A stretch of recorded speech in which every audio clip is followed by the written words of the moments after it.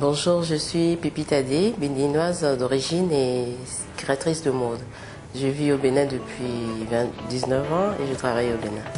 Pépita D à la conquête de la mode béninoise. Cette créatrice de mode, partie étudier en Europe, a toujours gardé un œil sur le continent. J'ai eu la chance d'avoir eu une maman qui était couturière et qui enseignait la mode et la couture dans les lycées. J'ai eu l'opportunité de participer par le biais de mon frère à un concours de jeunes créateurs à Rony. À Rony 2, c'était Rony sous mode. J'ai senti le besoin de faire une école de stylisme à ce moment-là. Donc je me suis inscrite à S-Mode et j'ai fait ma formation et après des stages dans des écoles de couture, dans des maisons de couture à Paris. Accroché à ses racines, le style Pépita D remanie l'art de la couture made in Bénin en puisant dans les cultures ancestrales. Mon inspiration, mes sources d'inspiration sont multiples. Ça peut être la matière que je veux travailler, ça peut être la femme que je veux habiller et tout, et ça peut être la culture africaine qui est très riche et tout. Et donc j'ai déjà eu à travailler avec les masques d'Abomey, sous toutes les formes, avec les tisserands, avec des artistes qui font le symbole à la main et tout. Fille de couturière, Pépita D nage dans ce milieu dès son enfance, aussi la route est tracée. De retour dans son pays, elle ouvre sa propre boutique de mode. Sa démarche, faire appel à l'univers aux autres arts, notamment le cinéma et la musique. Et les débuts c'était très difficile parce que j'avais pas de parrain, j'ai pas été parrainée et tout, mais j'avais un soutien familial très fort. Et mon frère s'était institué un manager, donc c'est lui qui faisait toute la liaison avec la presse, les magazines de mode et tout. Donc je travaillais, je gagnais, mais je réinvestissais tout ce que je gagnais en promotion. Bémol à l'engouement de Pépita D.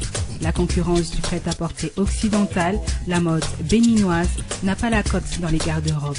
Mais grâce au soutien du ministre de l'Artisanat et du Tourisme du Bénin, Anthony Dayori, Pépita D profite de l'ouverture du pays au marché asiatique. Je pense que par rapport à la concurrence, il faut essayer d'améliorer ses performances à chaque fois.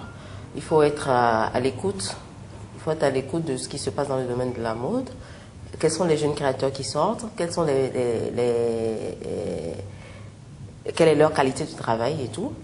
Et se préparer, c'est comme si c'était un terrain de compétition. Il faut faire donner de son mieux pour pouvoir être à la hauteur. Donc à chaque fois, il faut essayer de travailler avec les nouvelles technologies. Il faut essayer de créer, d'être toujours à la mode. Il faut avoir une mode intemporelle. Il ne faut pas habiller juste les vieux ou juste les jeunes. Il faut essayer d'habiller tout le monde. Pour l'avancement de la mode africaine, Pépita D souhaite plus d'usines de production. Je suis pour l'industrialisation, mais malheureusement, on n'a pas le soutien financier qu'il faut pour pouvoir monter des usines de production. Alors moi, mon souhait serait qu'on arrive, parce qu'on en parle depuis des années, et je pense que ça ne saurait tarder. Si on a le soutien des hommes politiques et qu'on a le soutien des financiers, je pense qu'on pourrait monter des usines de production. L'Afrique a la main-d'œuvre qu'il faut, il y a la capacité de production qu'il faut, mais il nous faut les machines pour pouvoir travailler. Et cette industrie n'existe pas. Donc moi, je continuerai à lancer cet appel pour qu'on puisse arriver à l'industrialisation dans le domaine de la mode. Autre rêve, dépasser les frontières. Et pourquoi pas ouvrir d'autres boutiques à l'étranger. La difficulté que je rencontre en ce moment, c'est par rapport aux distributeurs. Parce que je ne peux pas, c'est pas évident d'avoir des boutiques à moi, Pépita D, dans tous les pays. C'est ça mon combat actuel, d'essayer de faire vendre par des boutiques africaines mes collections. Pour concrétiser son rêve, Pépita D est au petit soin avec sa clientèle.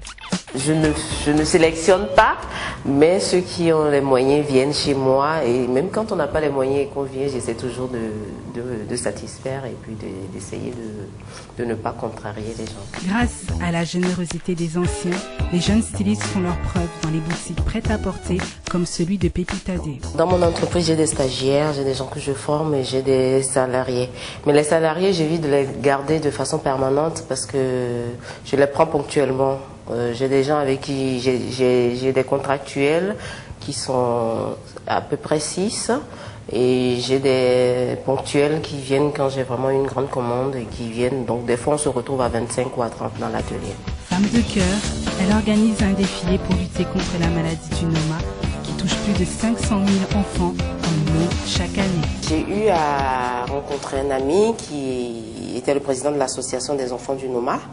Le Noma qui est une maladie très grave, qui est plus ou moins connue en Afrique et tout, mais qui sévit en Afrique.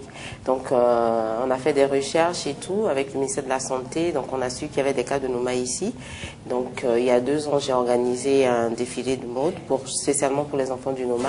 Pépite Tadé s'étend dans d'autres domaines. Et mes objectifs pour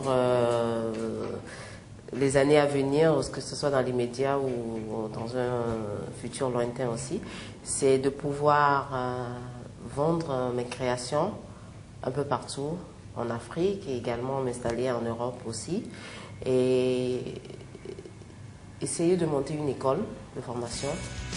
Et maintenant, Pépite Tadé a les yeux tournés vers l'avenir.